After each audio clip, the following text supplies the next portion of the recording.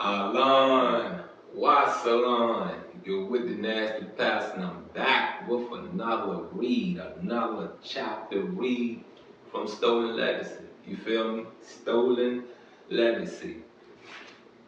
A book, a very valuable book that the author George G.M. James presented and gave to the world. You feel what I'm saying? Gave to the world. There are major keys in here to sustain a successful life if you follow.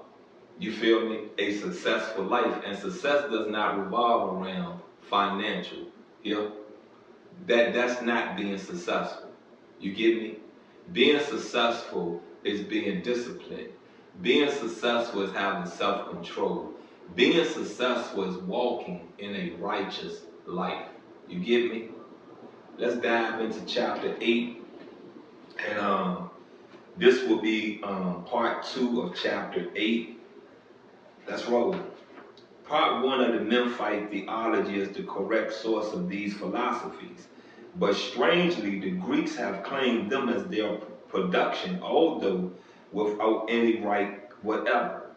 Now, that's something. You know what I mean? Let's do this over. Part 1. The Memphite theology is the correct source of these philosophies. But strangely, the Greeks have claimed them as their production, although, without any right whatever.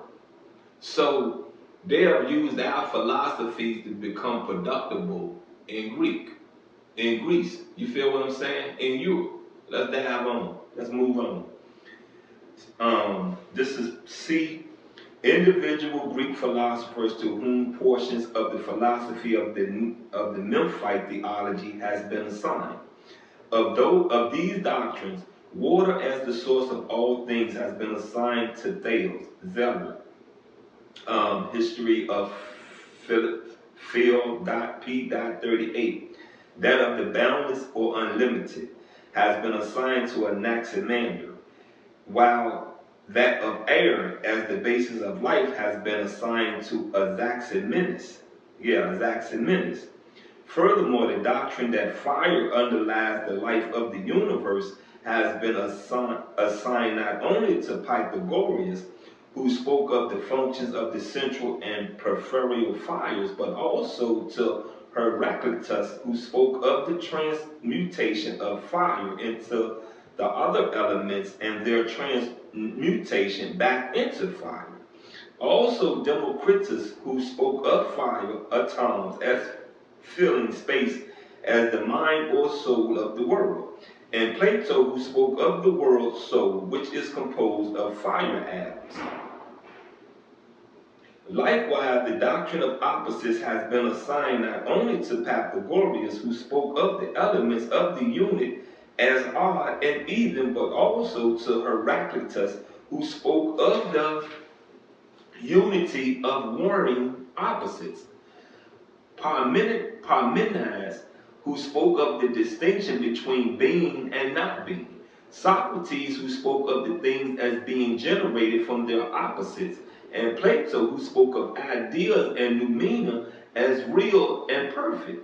But phenomena as unreal and imperfect. Furthermore, the doctrines of the nous,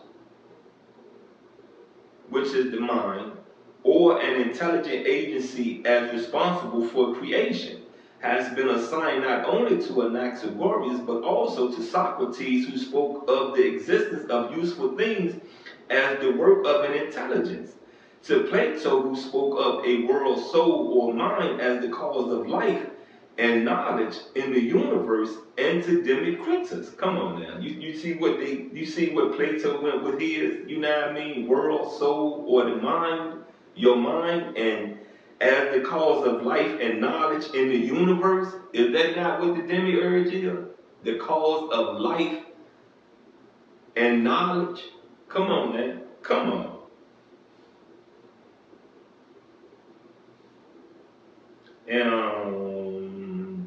And to Democritus, who attached a similar meaning. The doctrine of the Logos has been assigned to Heraclitus, who spoke of fire as the logos or creative principle in nature, while the doctrine of the demiurge or an intermediate God who created the world has been assigned to Plato. Now, this next part, we're gonna get in this, and let me make sure. Yeah, we're gonna get into this, and we're gonna close it out. A text of part 2. The gods of order and arrangement in the cosmos are represented by 9 gods and one godhead called the Enid. Here, Atum, the source of the Ogdod, is also retained as the source of the gods of order and arrangement. Atum names 4 pairs of parts of his own body, and thus create 8 gods. Now remember we said some things when it said that the demiurge put out 4 parts of his body to the universe, right? Now it's telling you Atum names 4 pair of parts of his own body and thus creates 8 gods. You see what I'm saying? 8 of them, multiplied, right? Who together with himself become 9. These 8 gods are the created gods, the first creatures of this world, and Atum, the creator god, the demiurge of whom Plato spoke. The gods whom Atum projected from his body were Shu is air, Tefnut moisture, moisture will go to be water, Jeb would be the earth, and Nut would be the sky, which is, air is your wind. You got what I'm saying? We have wind, fire, water, wind, fire, water, wind, fire, water, and wind. No, wind, fire, water. Matter of fact, let me get it right, because I forget it sometimes. I ain't gonna be at you. The 4 elements, I forget it. I'm just glad I have another phone to research it and give it to you in the right context.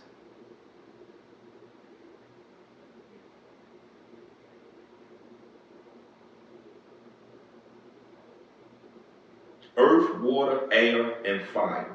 Now, earth is your dirt. Water is your liquid. Air can be your wind, and fire is what? And that's probably what I'm not seeing right here. You know what I mean? It says Shu is responsible for the air. Tefnut is responsible for moisture.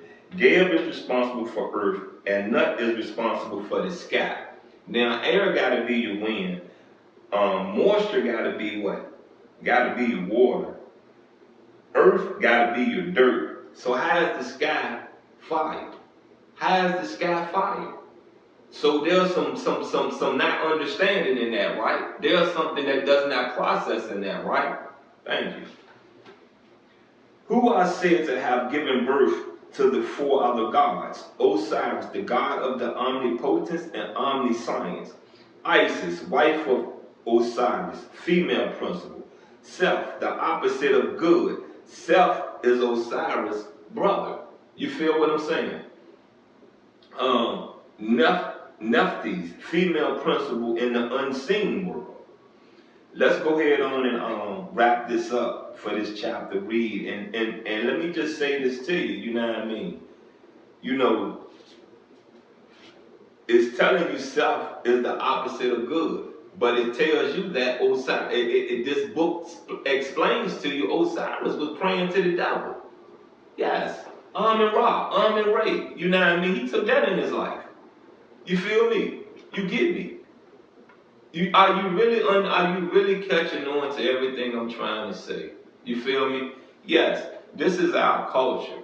Yes, our culture published this book to the world. Yes, our culture, this man, this God, you know what I mean, George G.M. James, can be contradicting himself.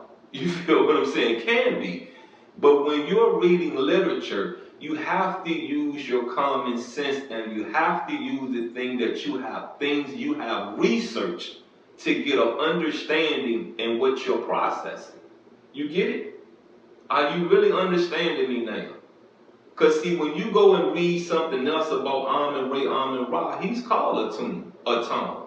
You get it? You understand? Anyway, you've been with the nasty pastor. I'm trying to wrap up chapter 8 of Stolen Legacy, and like I said, it goes way up. It goes way up. Look, I love you, and I'm out.